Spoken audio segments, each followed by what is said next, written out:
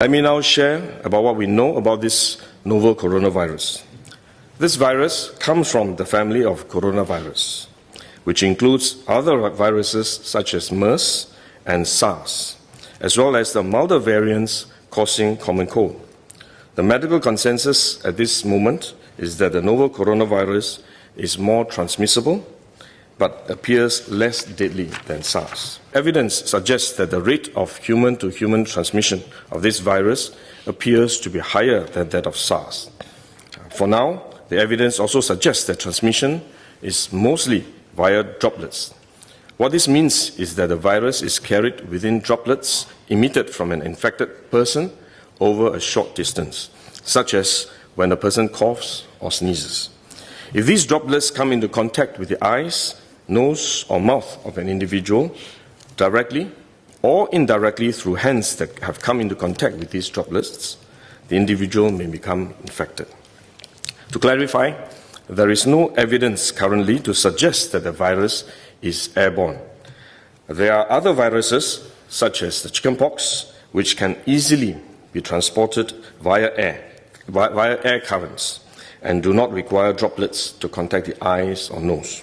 The novel coronavirus is not in this category of viruses. The novel coronavirus could also transmit through surface contact. Let me explain.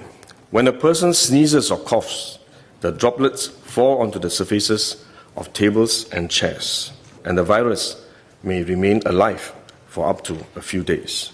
When someone else touches the surfaces of these tables and chairs, the virus can be transferred to his hands, and if he then rubs his eyes or nose without washing his hands, he may become infected.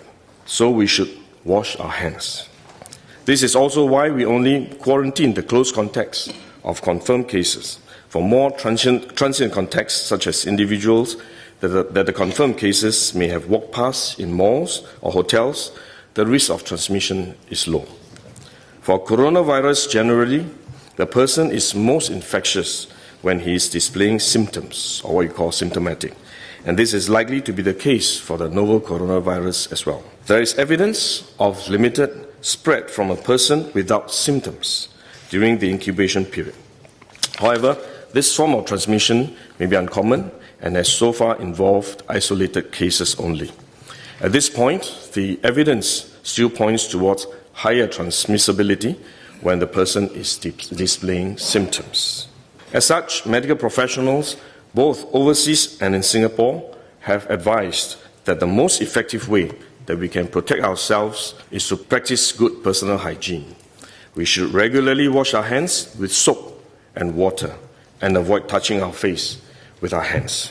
These may sound simple, but actually they are very difficult to do because all of us touch our face all the time. Even at a meeting when we have on this ministry task force, while I was speaking, I was touching my face until Minister Lawrence Wong nudged me with his elbow and said, "Stop touching your face." So it is simple but extremely difficult, but are actually very effective in preventing all kinds of infection.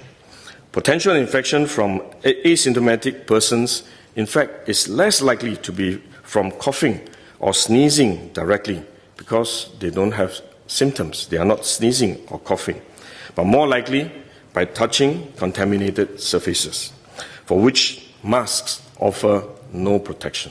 Wearing a mask when we are well often gives us a false sense of security instead, and we are more likely to touch our faces when we constantly adjust our masks, which is one way the disease spreads.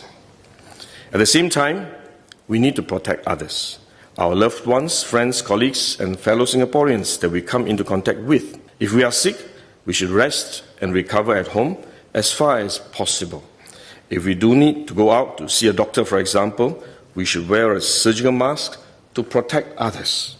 So this is when mask is needed, when we are unwell and have to go out.